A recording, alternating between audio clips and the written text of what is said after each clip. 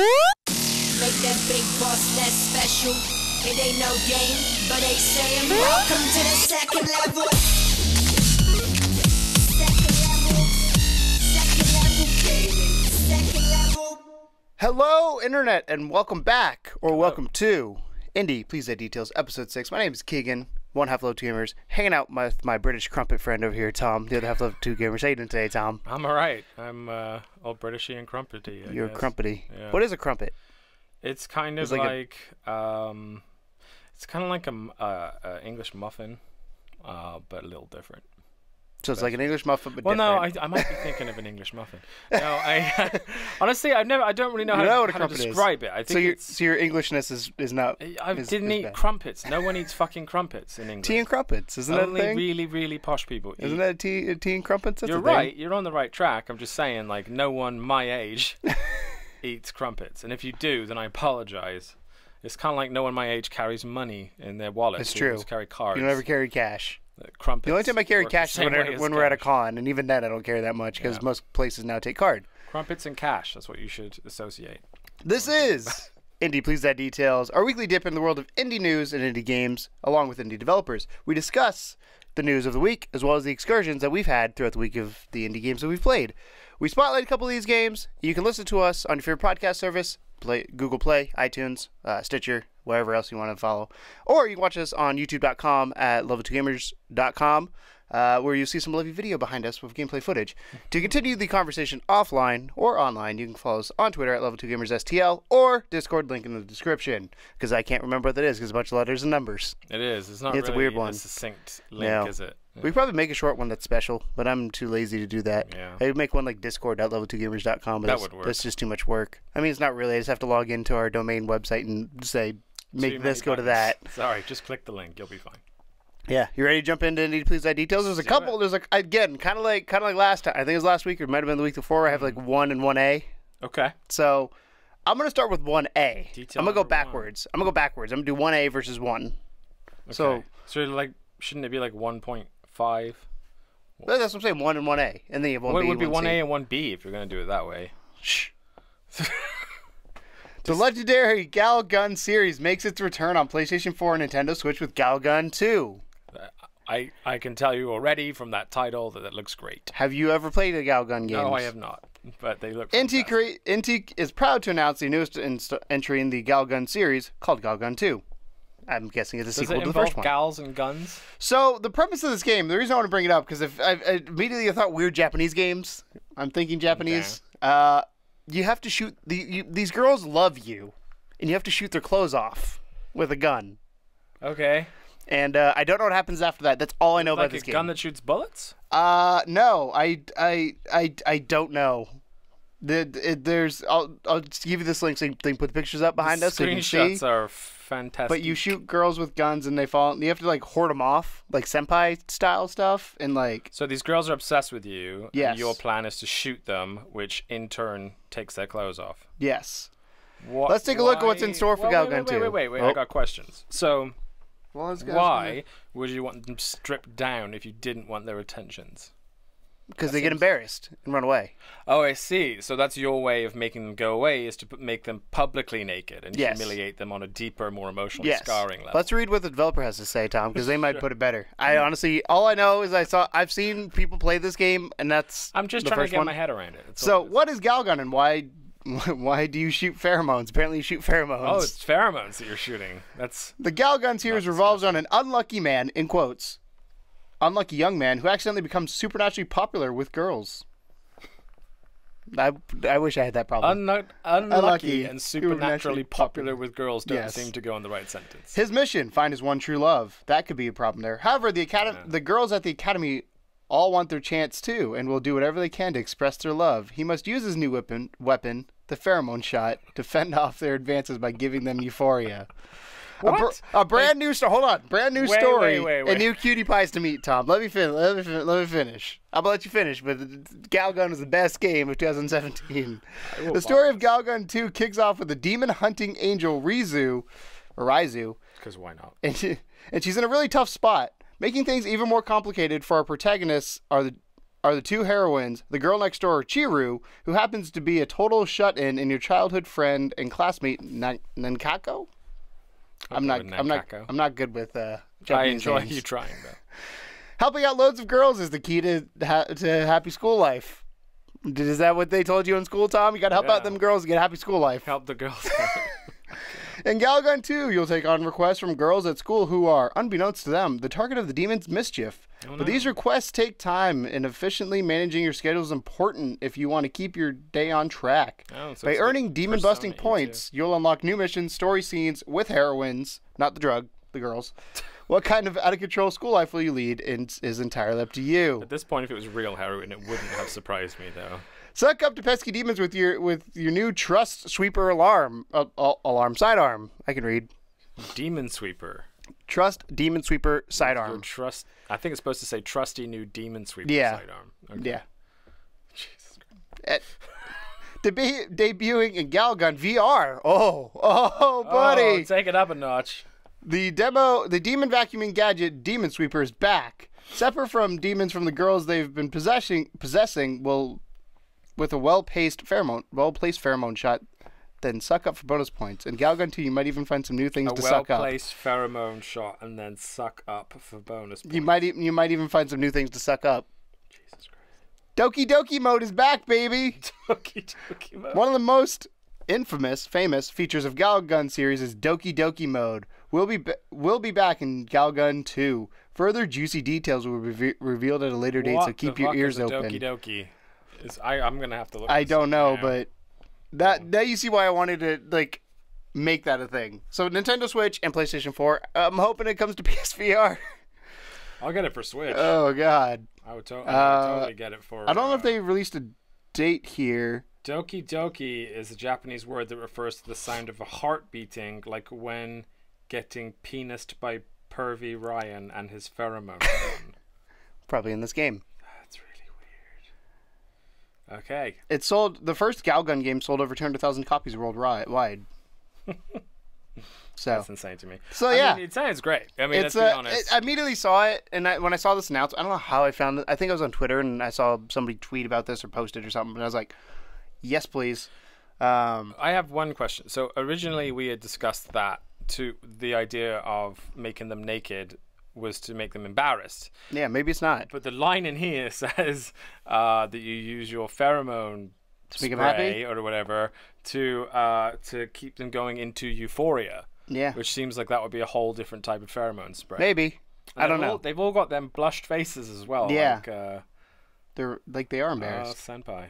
So yeah, I wanted to. There's a Risu and Chiro. Or yeah. Chiru. I wanted to bring that up because I feel like we got a kick out of that. What do you guys think? You guys excited for Galgun, the new indie game? It doesn't give a release date that I saw in here anywhere. Galgun 2 though. Yeah, Galgun 2 will released on Nintendo Switch and PS4 platforms. More details will be released as time goes on, so stay tuned. Lastly, we've got some news for diehard fans out there. This week in Tokyo Game Show, which is going on as we're recording, we'll be in full force a playable demo on PS4. Damn it, we should have got on Tokyo, Tom. We missed an opportunity. I wonder if it releases in the Japanese store. Well, if it's a game show, is it only at the floor? Yeah, it might be a show floor demo. Maybe they'll release it after. Trust us when we say it will be an experience. We've also got special events and even swag to hand out at the booth. So if you're there, definitely come by. All right. And it's COME. Just want to make sure. This is detail number 1A, yes. But it's really 1B. 1B. It's the first detail. It's the detail that I saw, and I was like, I'm not adding this in for fun because it's a lot of fun. And it leads nicely into the next one. It does. So what was supposed to be detail number 1, but then I saw that early this morning. Late in the game. Several indie games are selling much better on Switch than anywhere else.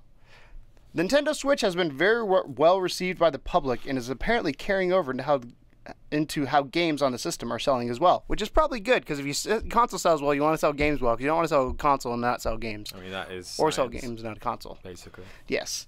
3 different indie developers have reported the Switch versions of their games have sold more than all other versions combined. Yazzers. Death Squared, Oceanhorn, and Wonder Boy have all seen success on the system. On September 13th, SMG Games tweeted that Death Squared, which released on Switch well after other platforms, has combined more sales on the system than it did on all others after 3 days. So it's not total after 3 days. The game is also on PS4, PC, and Xbox One. That's impressive. It's beating PC as well. I have two thoughts on this. Hold on, let me finish so we can talk about all of them. Then you have your thoughts. All right, I'll hold it. FDG Entertainment, the publisher of Oceanhorn, Monster of the Uncharted Seas, boasted a similar success on the platform earlier this year. Oceanhorn was good on iOS.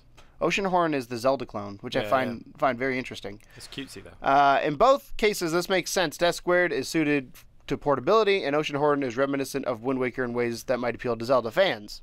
You know, Nintendo Zelda. They go hand in hand. But the huge success of Wonder Boy, The Dragon's Trap on Switch is perhaps more surprising. According to an article on Gamasutra, there are more copies of Wonder Boy on Switch than 3 other platforms released combined. From that article, apparently, Has Been Heroes did very well on the platform. Slime Sand a traction on Reddit. Slime Sand gained a lot of traction on Reddit. And the Switch announced trailer for Dimension Drive has the same number of views in 2 days as the game's early access trailer on Steam gained in 6 months. Nice. The moral here, I guess, is that indie developers and publishers should do what they can to get games on the Switch. Devolver, if you're listening, I will buy Hotline Miami on the Switch if it happens. That's from VG247. I mean, it's interesting because there's not that many units. Well, here's the thing. Here's why it's doing so well. Number one, it's Switch the Vita. Fans are fucking hungry for games right now, and it's not to say that they're not doing a great job with the big ones, because Rabbids Kingdom. Well, they have. I mean, if you think about tentpole games, you've got obviously Zelda was the first one. Right. You've got Zelda, you've got Splatoon, you've got ARMS, you've got Rabbids, and then so they have a this fall, you got Odyssey selection, but it has been out for a while now. So it's they tend to have one big one a month, but the question is how much do you want to play that one big one, and is that one big one? And then you compare that to like the 2 or 3 big ones a week that you get with PS4 or Xbox. Yeah. But the thing about the Switch is that, it's also very small storage. There doesn't the onboard storage, unless you swap it out for something bigger, is only 32 gigabytes or something. So indie games in general are going to be more attractive to people that don't want to, put 30 gigabytes of Mario Kart or whatever. Speaking of storage, sidetrack here. Did you hear about NBA 2K?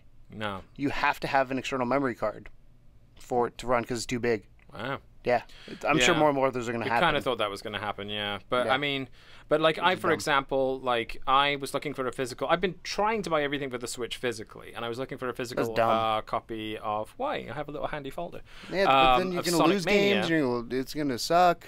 I'm never going to lose. Sonic Mania, I was looking for a physical copy, and they never released one. It was digital only, so I was like, well, fuck, I don't want to take up my hard drive space because there's barely anything there. Well, if you get a physical one, it still takes up the hard drive space. Well, I put it I went into the Nintendo eShop to buy the game that I'm talking about this week, which is the demo for Octopath Traveler.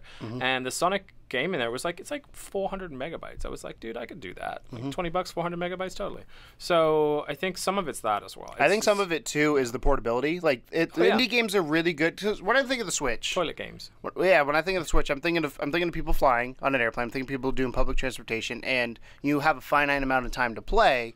But then when you have the AAA experiences, you can bring them home, you can lay in bed, and play Zelda as long as you want. Battery lasts longer on an indie game, too, because it's not pushing the system as far as something like Zelda. So I think that's the big thing. It's just interesting, the fact that there's maybe 2 million Switches out there, and these games are sold better. I would love to see how they sold, though, on the other platforms. Yeah, I think it's variety, though, as well. Well, the other thing, too, is oversaturation. There's not as many, like you said, there's not many things on the Switch yet, so they can stand out as a game on a Switch versus right now on the PlayStation. Binding of Isaac has been released 12 times on every console under the sun, but it still did really well on the Switch because some of those Nintendo players had never played it. And for them, a lot of these indie games are harkening back maybe to, if you're pure Nintendo, if you're pure Nintendo and you've just you've never really gotten into the PlayStation, Xbox side of things, or you dipped your feet in but you preferred the Nintendo classic stuff, then a lot of these indie games bring back that nostalgia level as well. And the fact that you can play them on a big screen or a small screen or whatever.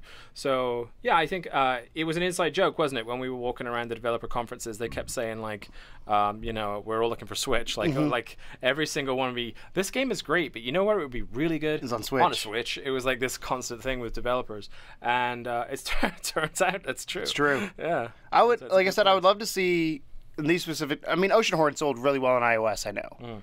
I don't think they're probably including iOS sales inside of this. Maybe not. Because I'm sure the iOS sales were insane because They're probably putting it against consoles. Yeah, I was gonna say mobile sales just in general are way higher than consoles, just because there's 100 million iPhones, not including Androids out there. There are 60 million PS4s. Do you think it's also a fact that like a game like Oceanhorn, when released upon some of the indie games, like so for example, like Hellblade was an indie game that just came out for PS4.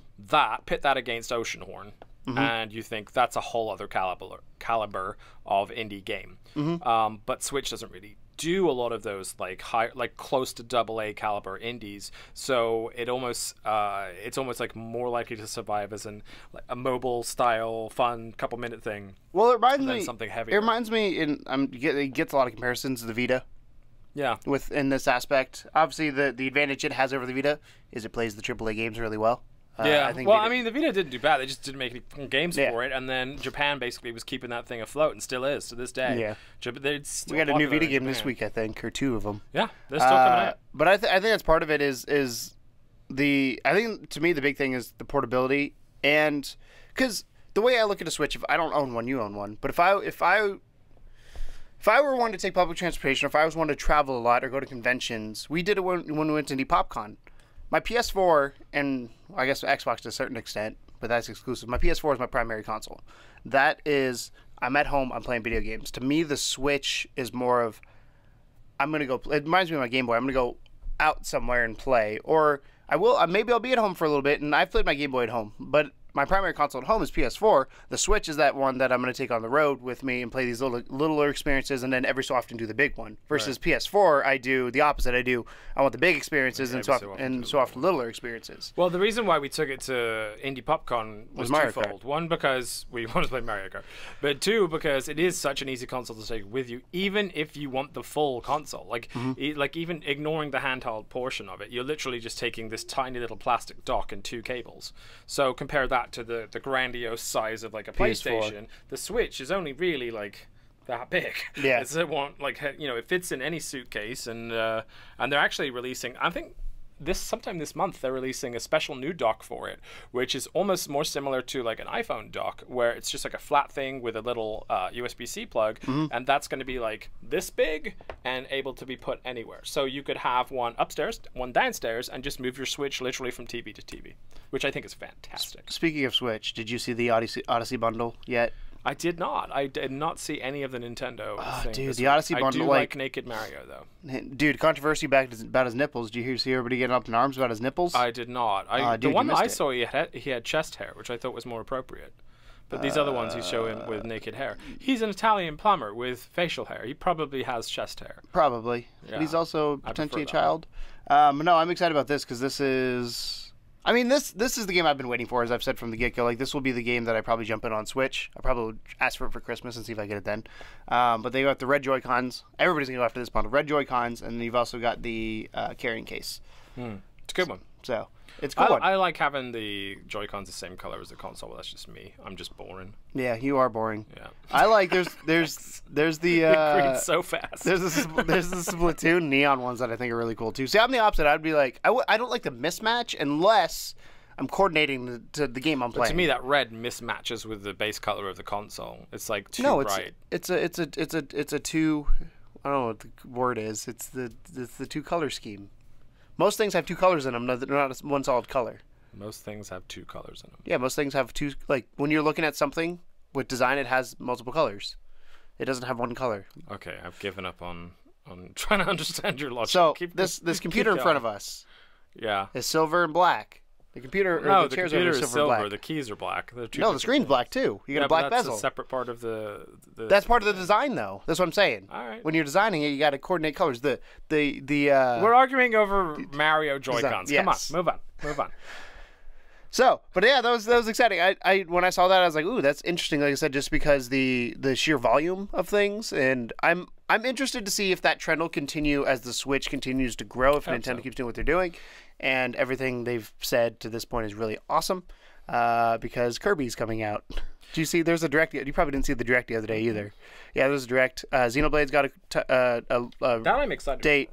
When is the date for Xenoblade? I don't remember. I don't care about the game because that's not a game for me. But Kirby got a name. I can't remember the name of it was, but like I'm Something so other than excited. Kirby. I'm so excited for Kirby. Looks good. Like I love Kirby 64. I love all the Kirby games, and then I'm more excited for Yoshi than Kirby. then, yeah, I was gonna was say always Yoshi was the other one. above. And then they're gonna drop Smash at some point. Oh, like yeah. they're gonna be like, and here. But I Yeah. think they're waiting. I think they're gonna wait till after holiday when it's a slow sales season for the Switch. It's definitely a good one to focus on for next Because year, that'll sell units And then versus maybe, right like, now a everybody's already Star hyped. Fox or something. And, Star Fox, they're gonna want a distance for a year or two because the Well- last one left a really bad taste in a lot of people's mouths. That's true, but this is a portable experience, so they could get away with more. yeah, but I Maybe don't think stylize I don't it. think they're ready for it yet. Maybe not. So, but yeah, that was the detail number 1 and 1A, 1B, whatever you want to call it, 1A and 1B. So we're getting Gun Gal on Switch and PS4. And Gun 2. Gun Gal 2, sorry. Yeah. Gun Gal 2 on Switch and PS4, and apparently in VR somehow. Yeah. I don't know if it's I Gun think Gal it's 2. the There's a old different one version was with in VR. I imagine it was like a Vive only. Yeah, or gear. Could you imagine walking around like portable, like you're in the break room, you're like, oh. Go away, get naked. Embarrass yourselves with euphoria. That being said, let's move on to our spotlights. Spotlight this week, and this again, I feel like we don't have to say this, but I feel like we do every time we do. Yeah. Inc. The developers gave us a key. We had early access to it. I got to play it. There's some gameplay up. You'll see it behind us. If you're listening to us, there is a separate video of just the gameplay. If you head over to our channel, level2gamers.com, you can find it there. But Inc. is a fast-paced platform about using colorful paint to uncover your surroundings. Inc. has a similar feel to hardcore platformers like Super Meat Boy. The object of each level is to defeat all the enemies in the room, if any, and reach the goal. However, the terrain is invisible to the player. The player can discover the terrain by physically bumping into it or by performing a double train, jump. Do you mean trail? Huh? You said train. Terrain. Terrain. Okay, I was like, is there a train? Yeah, terrain. Okay. The double jump sprays paint bullets out of the player and increases the player's awareness of their surroundings. If the player happens to jump on spikes or fall to death, paint will shoot out from the player's last position. The room isn't wiped clean after the death, so the player has an easier navigating after multiple attempts. It's Super Meat Boy is the best way to do it, but it's got the mechanic of things being invisible. You know what it is that's shooting out? It's that pheromone spray. No. It's actually paint. It's really cool. It's a really cool, colorful game, though. Like, this has been out, I think it's been on PC since 2015. Launches on console this week. Yeah, this week. So I'm excited about that, but I watched the trailer. I thought it looked good. It looks hard. The It looks gameplay really I think hard. is going to get really hard. The gameplay I didn't show too much because I didn't know how far it went. I played for about 8 minutes because it came very repetitive, and I was like, you know what, I don't want to show too much the same thing over and over again. But it was a lot of fun. So at first, because it's one of those games that you just jump in, it doesn't tell you what to do. It's just because it's simple Figure it enough, out. you can figure it out. And then so you go along and you jump and you're like, oh, there's a platform there. Once I found the double jump, whoo, buddy. Game change. The thing opened up, and I was like, okay, because you can jump like off walls. So here's a little tip if you're gonna play it. The first level is run, jump, and if you run too far, you fall in a hole. Like it teaches you that you have to jump and you see the paint. But later on, you'll have like blocks above you that you can't see, or you have walls you have to slide down and jump and all that kind of stuff. And the one that got me was there's a level where basically you jump up on a wall, you slide down, jump over, slide down, jump across, and then go up and then over and like that. So it's one of these rectangle things. And to get up, if you double jump, it does the hop up. But what I would do 99% of the time is I would get on that wall and slide down to make sure I see the whole wall. Especially when you have to jump underneath something. So there's times where it'd be cut underneath and you're like, I don't know how far to fall, so I'll go as far down. And even if you fall off, if you double jump, you can double jump back to the other wall. There's unlimited double jumps, which makes it a lot easier. So in it's the not early completely levels. unfair. No. The part that was really hard in my playthrough, and you'll see it probably behind us, is the killing enemies. Of all things, was the hardest thing because so you jump and then you can double jump, but then when you bounce off an enemy's head, you bounce. So my instinct when I jumped on the first enemy was to jump off of him. It's like boink boink, but I did that and I went flying and I was over top. I was over top of them, so I had to go a trampoline. So I had to go. Yeah, so I had to go back. What's really cool though is you can do if you're good enough, you can like just combo them. So the first one was easy because they're like the introduction of enemies is like how do you handle them? You would jump, you bounce and then bounce and bounce and bounce and go back to the exit. The only issue I think I really had with them, there's one level where you had to slide down a wall and then jump on an enemy's head, is I would hit the enemy, so I'd be sliding down the wall, and the enemy would be here, and I'd hit the corner of the enemy, and it would count as me hitting his side, which kills me, and not his head. So you have to be forgiving. You have to be very much on top of him. Interesting. For it to, and it's not when you jump, you don't have much control in the air. You can slow yourself down, but you can't. Like, it's hard to explain. When you play a Mario game, you know how you jump and you're like, I'm gonna, I screwed up. You can't do that really. It's your momentum's already taken. There's no sway. Yeah. Yeah. So it's you got to plan your jumps before it happens, which is good. And once I figured that out, I was like, okay.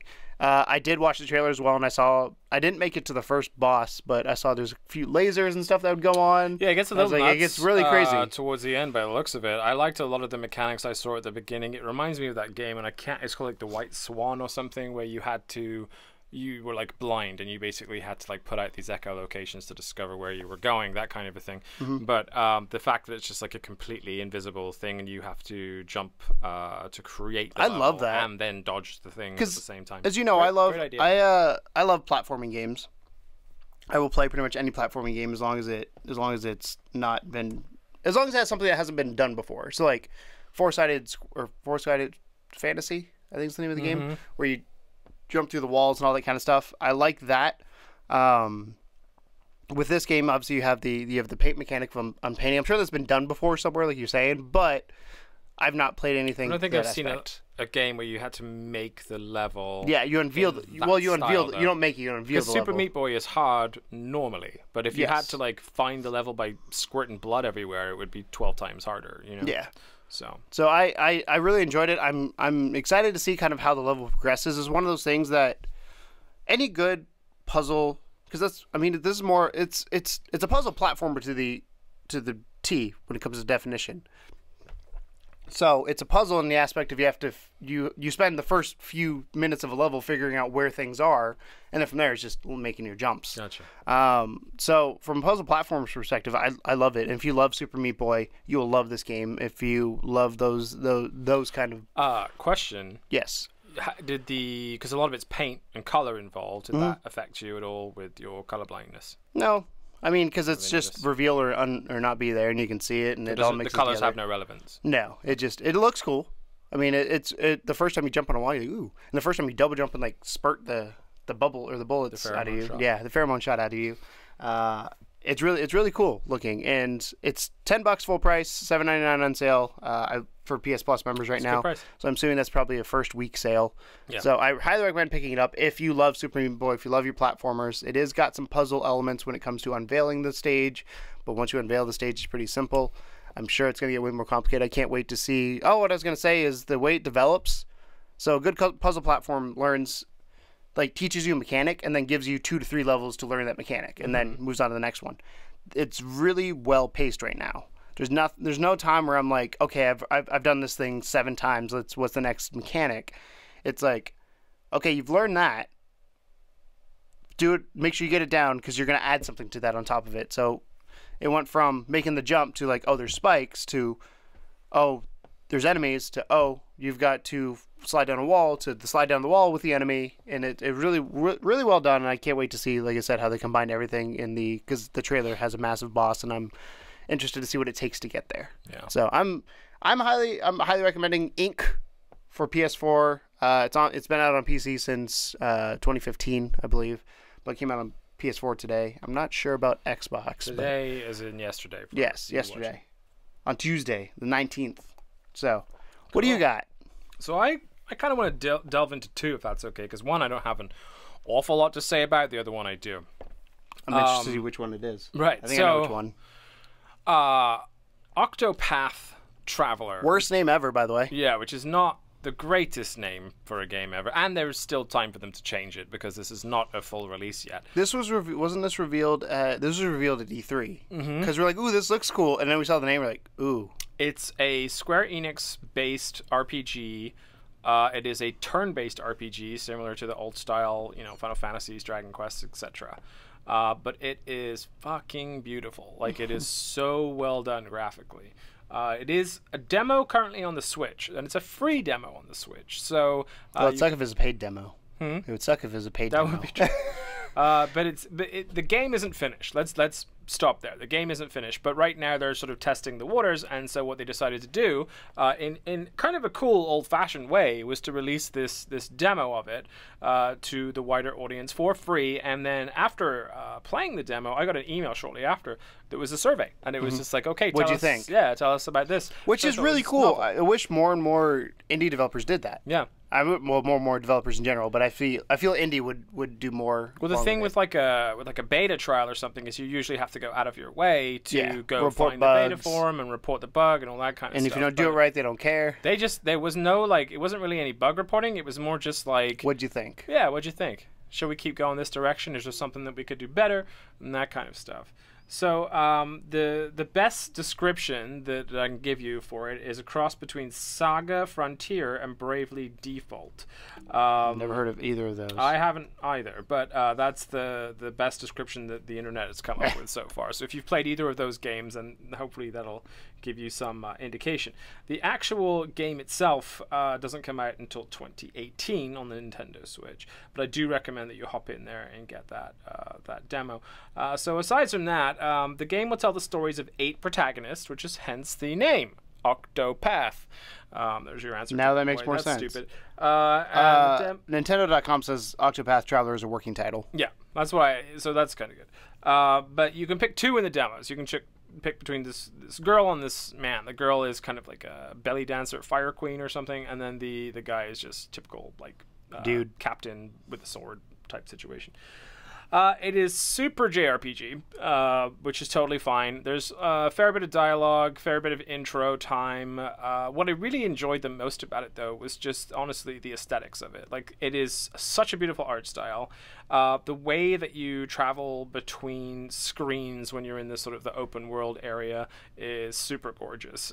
You can go up and down, and it feels like there's a sense of depth to it. It feels like, everything is slightly isometric, or just like, it just doesn't feel flat. It feels kind of really well done. Like the 2.5 Yeah, like that 2.5, but also like they really do a lot of work with like lights and shadows and things. They call like it, so the official description calls it HD-2D visuals. Yeah, I mean, that's a good explanation. That's the producers of Bravely series at Square Enix have brought the new life through mix of CG, pixel art, and HD 2D visuals. It is beautiful outcome. It is. It is aesthetic. Like I said, when we saw this announced, we were like, ooh, that's awesome. And then we're like, again, the name popped up. We're like, that's weird. But if it's working title, that's fine. Well, I didn't even know about it. And then you texted me and said, hey, you should get this for Switch and check it out because it had gotten It is the internet's having a internet likes it right now, which is always good. I'm sure there's things in there that need to be tweaked. I honestly didn't notice too many. The only thing that I didn't think was great was the combat necessarily, because I felt like I was never really in any danger.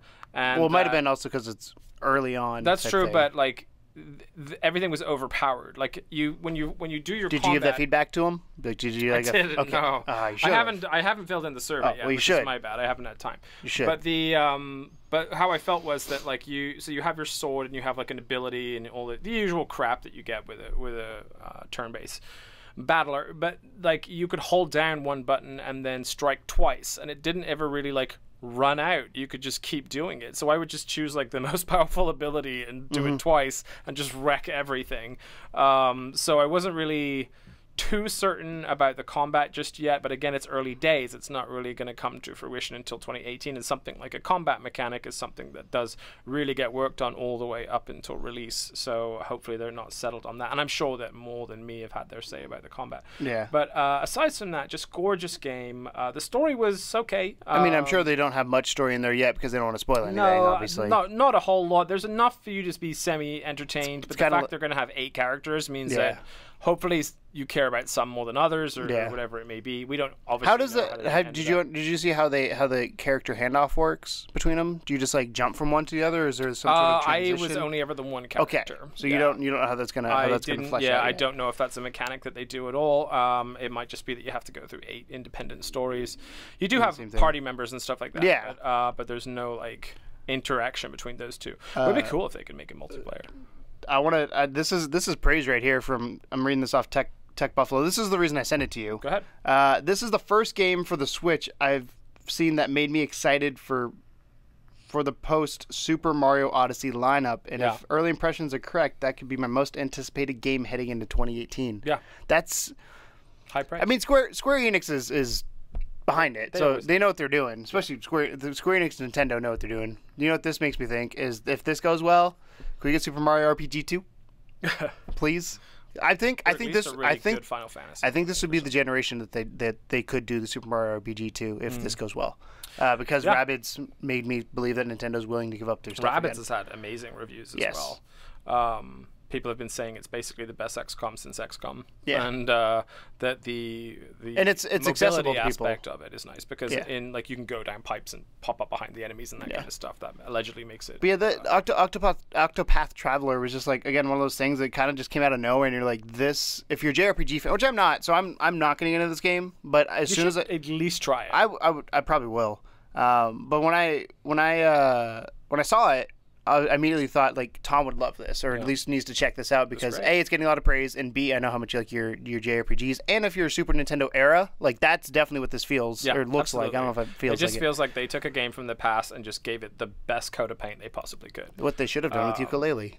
Yeah, so big, massive props to the Square Enix for how Octopath Traveler is shaping up right now. Again, this is a demo, so I can't say the full game's going to be amazing, but it's a free demo. It's really fun to play. I highly recommend it. The second game that I wanted to dig into a little bit is a game that I played a whole shit ton yesterday. Because the embargo was released yesterday and we didn't have anything recorded, so I went nuts on it and I made like a 50-minute gameplay video and a review. But I want to talk about it here as well because I actually I thought it was really cool. And yeah, I haven't watched your review yet, so I'm excited to see impressions. It's not long; it's like 7 minutes. I haven't watched it yet. The game is the Coma Recut, which is an indie game that just released for consoles. And this is another one that I saw and immediately went, Tom needs to see this. Full disclosure on this one, we did get a key for this one, but that's not why I'm saying that it's great. Honestly, I really enjoyed it. So this is a remaster, I guess, of an old game from 2015 called the Coma Cutting Class, which is equally as cheesy a title. And the idea is that you play this. It's kind of funny. You play a young boy called Young Ho. I don't. It's one word. Okay. Is Young Ho Gung Ho? He's not a young ho. His name is Young Ho. But yeah, so he's a little Korean kid, and basically he goes to school to take his exams, and there's a suicide right before the exams. Like there's like an ambulance out front, and this kid's getting carted away, and for some reason that's not enough to cancel exams in this particular Korean school. So they went ahead with exams anyway. He goes in, takes his exam, and falls asleep. And that's where the story begins. So basically he awakes in this kind of weird, like Silent Hill version of his school. Everything's dark and eerie and weird. And then when he leaves the classroom, he confronts his teacher. Same teacher that he was talking to very pleasantly a few minutes before, except this time she's a screaming banshee that wants to kill him. And that's fun. Yeah, and so you have to run away. Now it's I don't know how best to describe like the depth of how it works, but it is almost identical to Last Stitch Goodnight. You'll remember from last week, where you're always doing a 2D side scroller, but then you can go like forward or back up staircases and in classrooms. And so you're 2D asset but you can move in Z space. Yes, exactly. Cool. Shout out to Z Space, dude. Hashtag Z. I feel like we need to make a t-shirt that just says Z space. Hashtag Z space. But yeah, so it's a basic like left-right game, but you can go in and out of scenery in terms of like staircases and classrooms, and that will take you to another different level where you can go left and right, if that makes any sense. But yeah, so basically you're being stalked by this killer. It's probably similar to Escapist. Well, Escapist is more top-down, I guess. A little bit. Yeah. You're being stalked by this killer that is your teacher, and so you have to kind of creep around the place. You have mechanics for hiding. There's no attack. There's no melee. There's no guns. So it's stealth? All survival. It is all just like run like a motherfucker and hide when something happens.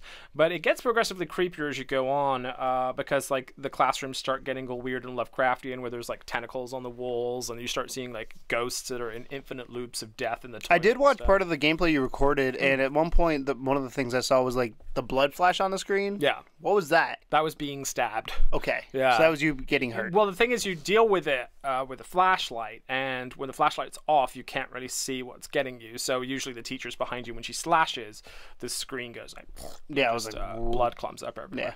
Yeah. But she has this like really crazy scream when she starts running after you. That's like the most heart-pounding moment. Is like you're just casually strolling through the school, and you hear this, and then she just charges at you with his knife, like, So you just have to run away, like find a bathroom, hide in a stall, whatever it is you have to do to escape. Go in a classroom, duck down, hold your breath, that kind of stuff. But you're sort of playing this consistent cat and mouse game with this teacher, and then you're finding your friends are in the school in different places. Some mysterious other people are in there, and then I thought that was the whole thing, was that it was just going to be these like 3 floors of this one building, and I'd have to go around classrooms. And you found the overworld. Yeah, and then like you find the main area, and you're like, holy shit! Like this is like twice the size of the last one. Same thing, all these floors and everything. And then there's like, oh, now you have to go to the north wing and the west wing. So it's a big game. It's not a small game by any means. There is some backtracking involved, like, oh, where did so and so go? She went back to the west wing, and you have to make your way back there, avoiding the teacher and trying to get back there. But there's lots of rations that you pick up. Oh, there's a mosquito in here, the bastard. There's always one. We're gonna get him. He's trying to attack the face hugger. That's a bad idea, buddy. So basically, I really enjoyed it. The art style is beautiful. It is a very sort of unique Korean art style. I forget the name of it. It's in the review. I say it, but yeah, and it was a lot of fun. And I wasn't expecting to be scared. I was gonna say from a horror game, what was? Well, that was the thing. It was because it wasn't necessarily super jump scary. I mean, there's obviously a little bit of that because you're wandering through the darkness, and occasionally you'll hear a giant scream and get like chased down.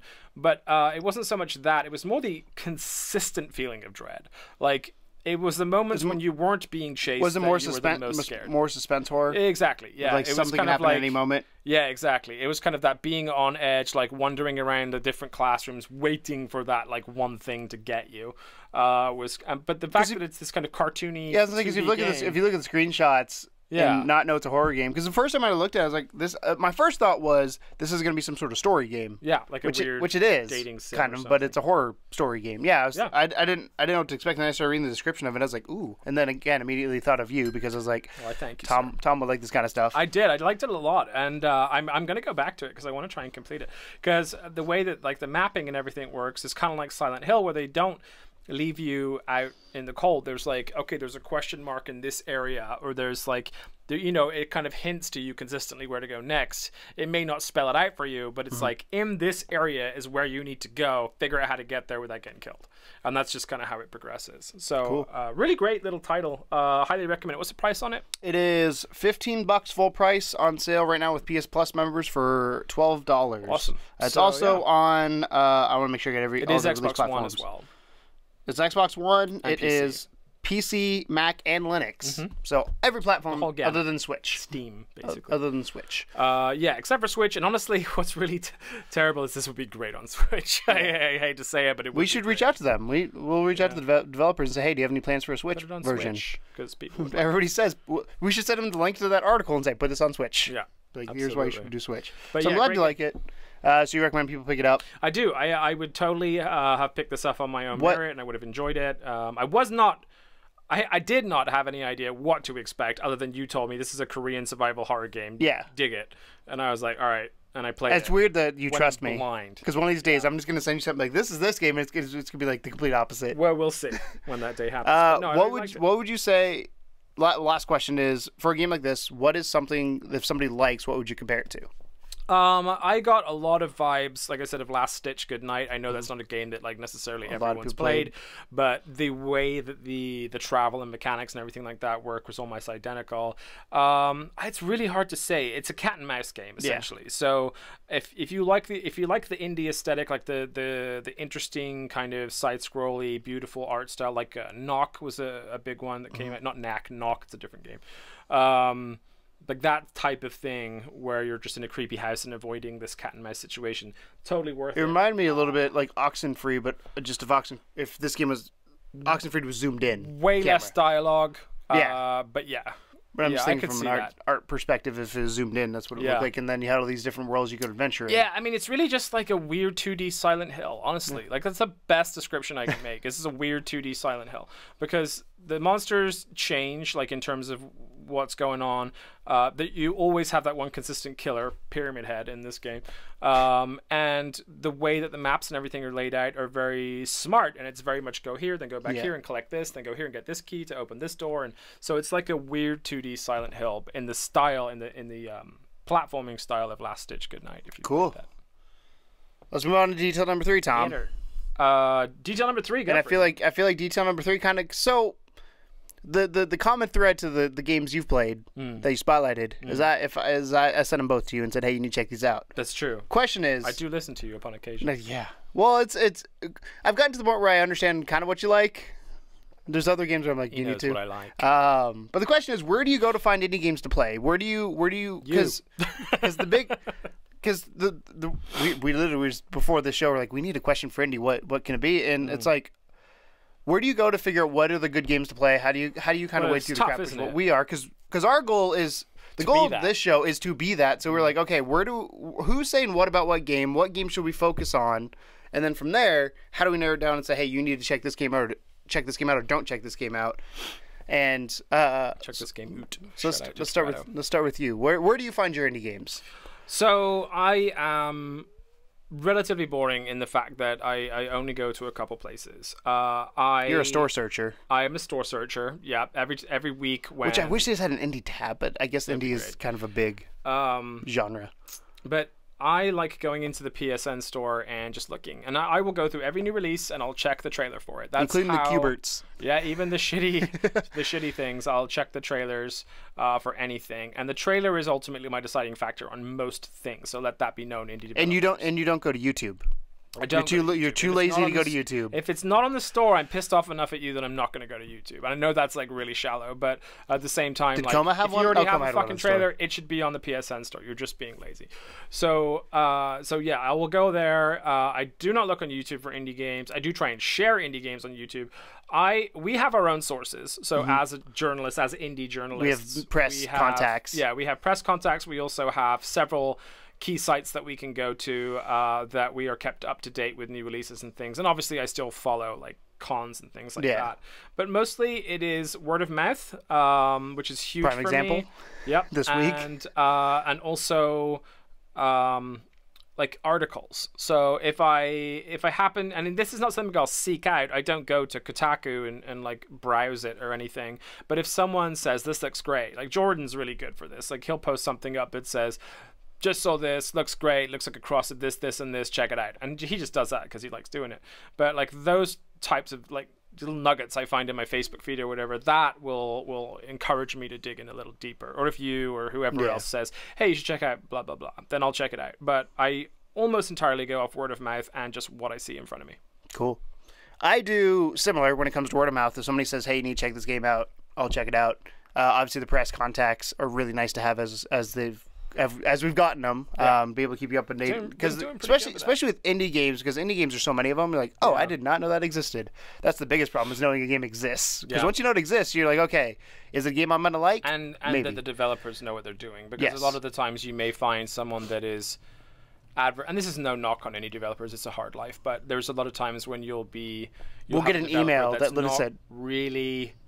Well, that's annoying. But yeah, we can email just but not that. Just like it's not really ready for prime time. Yeah. And they're advertising it like it is. So it'll be like they'll put up 3 pieces of screenshots, no gameplay, no GIFs, no videos, no real description, and you just think that's just 3 pictures. Yeah, you know what I mean? Should wait a little bit longer to get more. Wait a little bit more until you have a trailer cut or until you have something tangible. Screenshots are nice, especially like in the beginning stages to kind of showcase how you're doing. But for journalists like us, like we need more. Like I'm not gonna string together your screenshots and make a video out of it. The best thing that they can do, if you're a developer listening, welcome, hi, send us your game. We'll gladly take a look at it. Level2gamers.com. Yes. Devs with an S. But that being said, have a press kit, and press kit should have your name, the name of your game, name of your studio, description of your game, contacts, contact information, price if there is one, platform if there is trailers. One, trailers, screenshots, your logos, the game's logos, PNGs. That kind of stuff. Like there doesn't need to be a place there for like, because some of them I can't remember the name of the company, but there's a website that like you do key requests from it. It's like that's not necessary because we can just email if we need to. Yeah. But you need to tell us enough when we go through all this. Like we don't get hundreds of these a day, but it's enough that when I check my email, I go through and there'll be times of like based on what the guy or girl sends me, I'm like, I don't know if I want to contact them because this email seems really weird. Or we do get a lot of folks that just email us and say, hey, introducing the fantastic new game from the people behind some game you've never heard of. This is and here's the thing, they did no research. Yeah. They go, this is a Windows demo available for you, and they don't know that we don't do Windows. Don't do Windows. We want to at some point. We can have other people record Windows for us if we really like a game, but like it's weird. It almost harkens back to that conference that we filmed, the keynote that we filmed with Easily and Aurelian and those guys, where they talked about how it's a two-way street. It's like, if I want to play your game, I don't just want to send you necessarily like a blank statement that just says, hey, we are Level 2 gamers, your game looks good, can we have your game please? That's not going to work. What we have to do is actually pay attention to the game and like watch the trailer and find out what the elements of and actually craft an email to this person. When I requested Coma, one of the things I said in that request was like, we focus on indie games. We have a show, Indie Please Add Details, just for that. We do gameplay trailers. We do gameplay with no commentary. We also spotlight games inside of Indie Please Add Details. And I go, and my partner is a huge RPG and horror fan. This falls right in his wheelhouse. Versus like, hey, your game looks cool, let me have that, like you're saying. So like, because there are a million people that probably take advantage of the key system, and we always feel terrible when we get one and we don't use it, get it done. Yeah, because trust me, we try and do all of them. Like recently, we got one for, was it called Swim Out or whatever? Yeah. We got one for Swim Out, which I requested. I got the key, everything was set up, but for some reason there was an update that happened and we couldn't get it to record. So it was a Mac update. So the Mac update broke behind the scenes, broke the plugins that I used to record audio, and I cannot get it to work. I've been working on it. Hopefully Thursday I'll spend more time on it. So we still want to try and get that out there, but we couldn't do it when we wanted to, and that's just, that's the other side of the coin, is that we try. Yeah. But when you're reaching out to indie journalists or indie media like us with your game and stuff, we at very least would like to see a press kit. Yeah. I think it's or description of your game, or at least feel like you looked at us. And we've tangentially gone off on one here, but to bring it back, the best way for us to help indie developers is for indie developers to help us. Yes. And vice versa. Yep. Like if we get people like the lovely folks at Devespresso that gave us that Coma Recut, and we get, I knew nothing of that, he knew nothing of that until we saw like them post up. And I read what it was, and I was like, this is something Tom should check out. And now, like, same thing with Octopath Traveler. I know it's in the PSN store, and I know that no one will look at it if they're not like me and they don't go through every single trailer on every single thing. Like that artwork might be enough to put them off. They might just go, oh, it's Japanese, it's probably going to suck, or whatever it is, like depending on their genre vibes. So the fact that like little guys like us can make like a full-on block of gameplay video so you can just see what it looks like in action, no commentary, so you don't have me just like stuttering over it. You have a review that was put together just as a again, we do quick reviews. We don't fuck around for like half an hour with props and stuff like that. It's just like, here's our thoughts, here's my thoughts, and literally I write the review the second I finish playing the game. So I'll finish playing it, I will then sit in front of my Mac and just type up a review, and I record it right after. So everything is like boom, boom, boom. Therefore, all of my thoughts are fresh, and whatever the verbiage is fresh. And then we do the spotlight. And then we do the spotlight, and the spotlight is and that's also what you get to see. Yeah, that's also for us with the spotlight too, is discussion, because the hardest thing, and this is going on a tangent from what the actual question is, but the hardest thing for us when we get an indie game or we find an indie game is as the press, which is pretty much what we are at this point, as press, you've got to put your kind of, and I know I'm really bad at it, putting aside what you feel is a you game versus what is a game that could be good. Yeah. So like a prime example for me is like with Coma, I was like, okay, this looks like a good game, and it looks like a game Tom should check out. If you weren't here, I probably would have looked at it, but even then I would be like, I would probably give a way different review than you would, because I don't like those type of games. But doesn't mean it's not a good game. So finding the beauty which of one reviews works is that they are just opinions at the end of the day. But yeah, like, you're less likely to touch on something, and I would be less likely to touch on something like Ink, because and I'm also, to me, I'm just like, and I feel like I'm also more when it comes to indie games of like, that looks interesting. Like a video next week, spoiler alert for next week's spotlight, Maze, Miaze. I watched the trailer, which you should go watch it, because it is yes, it is hysterical. It involves sentient corn and a Russian teddy bear, and that's all I knew about the game. Reached out to the developer and said, hey, this looks very weird. Can I check out what it's about? So that'll be coming next week. I played a little bit of it now. We got gameplay hopefully going up the next week or two. But yeah, that's a prime example of a game that like that's not a normal game. I would be like, oh, let me go play that. I wouldn't buy that game on my own type thing until like if I stayed within my box. But the fact that we're very lucky. Yeah, the fact. Well, no, I'm saying the fact that we run this channel. That's why I was like, oh, this game looks like something somebody might want to check out.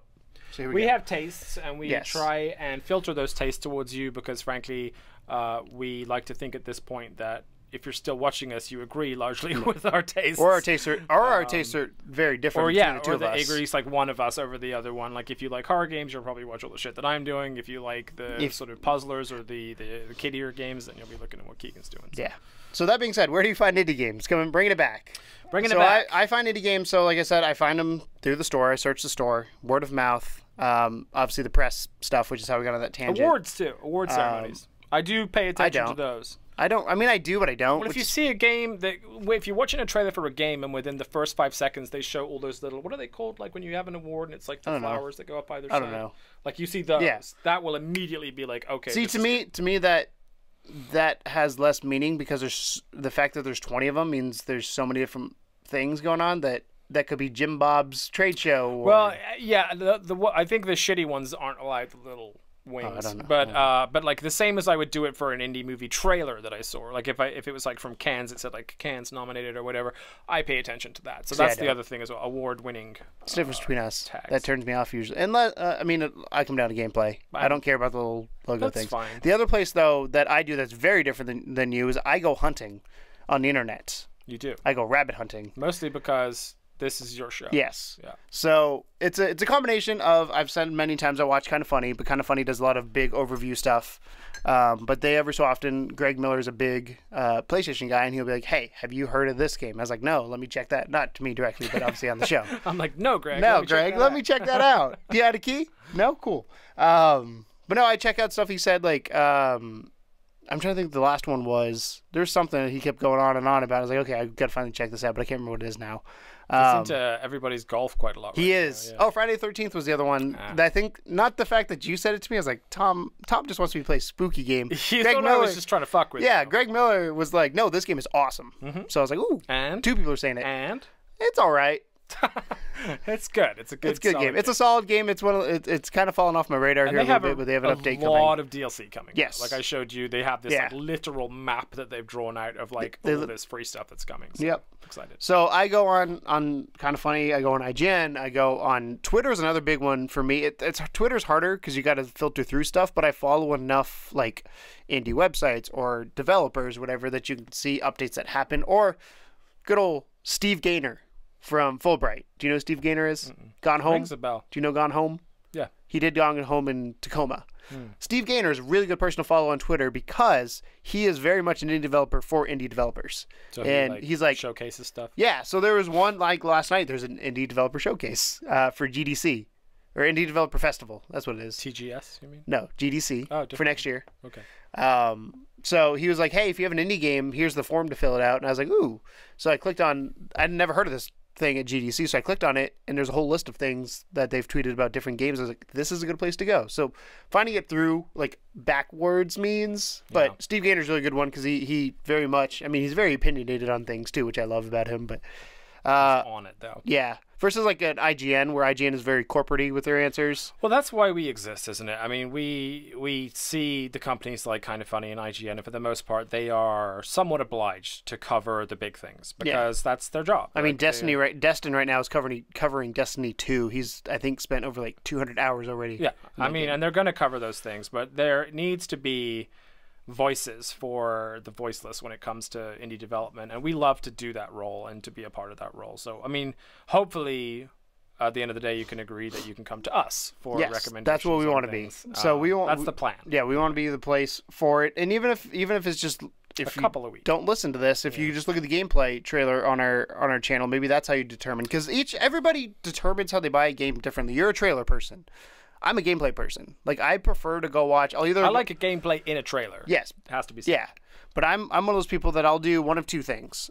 Well, I guess there's 3 ways to persuade me. One is a friend telling me, "Hey, check this out." That's probably the most obvious way, or the most impactful way for me to check something out is somebody's like, you will like this because they know you. Go check it out. The second way is watching YouTubers, either whether it's gameplay and or somebody doing a let's play of it. I'll watch the first little bit and be like, ooh, I want like Turmoil is a prime example. Jacksepticeye, who's obviously a giant YouTuber, played Turmoil, which is a nice indie game, and that game is amazing. It's very much it's a management game. Is the second way.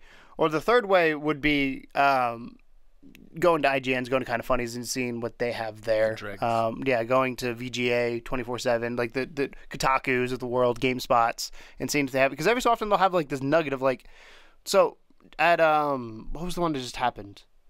Gamescom. IGN had a top 5 games that you didn't see at Gamescom type thing, and they're all indie games, and I love that kind of stuff. I wouldn't know that otherwise because I wasn't at Gamescom. So you go into that to find. You find the games, then for us, we get connected with the developers, but follow them on Twitter or whatever it may be. Like, oh, I didn't know you existed is the biggest problem we have with indie games in general. And you have to sift through it as well, Yes. because indie games are, all by over the map. nature, there's a lot. And not everyone has the same quality level as the other ones. So it's kind of sifting through to see what is worth your time and what's not. Yeah, which is what we're here for. This is Indie Please Add Details, episode 6. We're finished, Tom, with our weekly jump in of the indie world and indie developers, where we discuss news and our excursions throughout the week. We spotlight 2 games. Well, 3 games this week, I guess. 2.5 games. Sorry, I ruined it. Oh, you're good. We also finished it off with a topic of discussion that you guys can join on or offline. Yeah, where do you find your indie games? Maybe we want to steal your ideas. You can find it on or off. You can discuss us on and offline, either through the comments down below in the video if you're watching, or if you're listening to us, you can head over to Twitter at Level2GamersSTL or Discord link down below. That's